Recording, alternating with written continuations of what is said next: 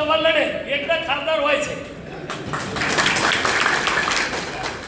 दानवे साहेबाकडे पाहू नका, मी परभणी धरली तिकडे, मी परभणीवर क्लेम केलेला आणि म्हणून 80 वर्षाचा होऊ द्या नाही तर 100 वर्षाचा होऊ द्या, रिटायर पणला हो वाटतं. आम्ही खोतकर साहेबांच्या घरी बसलो आणि त्यांचा चिरंजीव दादू बाजूला येऊन बसला. मला एक दिवशी भेटला, मला म्हणे भाऊ तुम्ही तर घोषणा केली पण भाऊशी एकदा बोलून घ्या ना,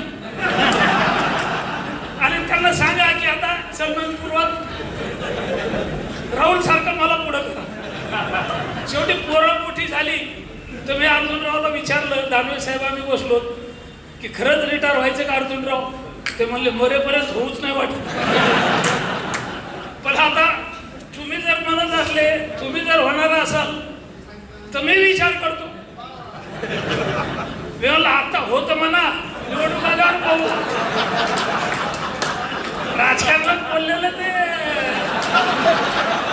प्रकाशदादा सोळंकीने घोषणा केली होती. अरे प्रकाशदादा सोळंकी 80 वर्षाचे आहेत. त्यांनी सांगितलं की मी आता निवडणूक लढणार नाही, आमचा पुतण्या निवडणूक लढते. मग नंतर सांगितलं की लोकांचा आग्रह, जनतेची इच्छा, पक्षाने जबाबदारी दिली तर पुन्हा एकदा लढेल. पुतण्याला पुढे करून जेव्हा निवडून येत असेल तर मग मला राहावं. त्याच्यामुळे राजकारणावर फार काही विश्वास ठेवला. आता खोतकर साहेब म्हातारे झाले असं वाटतं का? आता टोपे साहेबांची अडचण, रिटायर व्हायचं म्हणलं तर मुलाला काही ते राजकारणात आणण्याची शक्यता नाही. सतीश टोपे इकडे आले पुढे. टोपे साहेब आताच होत नाही तितकं सोपं समजू नका, कारण मोठ्या साहेबाची माझी भेट झाली एकदा. मोठ्या साहेबाची म्हणजे अंकुशराव टोपे साहेबाची त्यांची, मी त्यांना असंच बोललो होतो की आता कंटाळा आला राजकारणाचा. ते बबनराव तुम्ही घाई करू नका, मी फसलो म्हणे. आता तुम्ही फसू नका, इतक्या लवकर काही घोषणा करू नका. मी म्हणलं ठीक आहे साहेब, तुमचं म्हणणं बरोबर आहे. ते म्हणले आता माझी इच्छा आहे खासदार व्हायची, पण होता येतं का? माझी इच्छा आहे मंत्री व्हायची, पण होता येतं का? मी भैयाला पुढे केलं. मी बी खूप विचार करत होतो, 2 निवडणुका मी टाळल्या मोठ्या साहेबांचं ऐकून. मग एक दिवस मीच विचार केला, बरं तर बरं, आमच्या पक्षात रोज एका मंत्र्याच्या पोराला आम्ही आणतो, तसं माझ्याही पोराला एखाद्यानं पळवलं तर काय घ्या, दुसऱ्या पक्षात घेऊन तिकीट दिलं तर काय घ्या.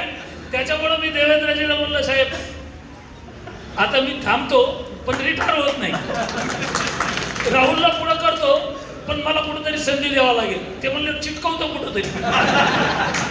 दानवे साहेब खूप कलाकार आहेत. परतूरला मुख्यमंत्री आले आणि साखर कारखान्यावर हेलिकॉप्टर उतरलं, आम्ही गाडीत आलो. त्याने आठवण दिली की आता बबनरावनी घोषणा केली, त्यांना काही विधानसभा लढायची नाही, आता ते रिकामे झाले आणि साखर कारखाना बांधलं तरी हा माणूस थांबत नाहीये. राजकारणाचा खूप छंद आहे. बबनरावला एकदा राज्यपाल करा.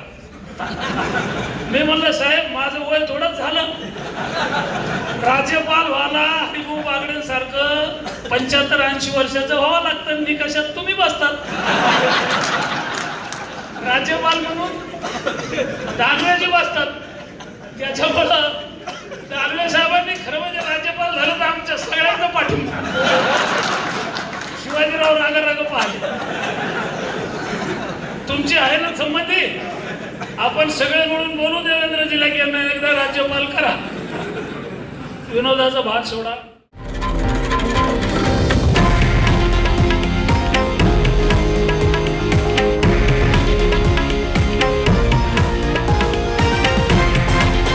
हे आहे देशातील नंबर 1 न्यूज नेटवर्क आणि आपण पाहत आहात TV9 मराठी, एकमेव.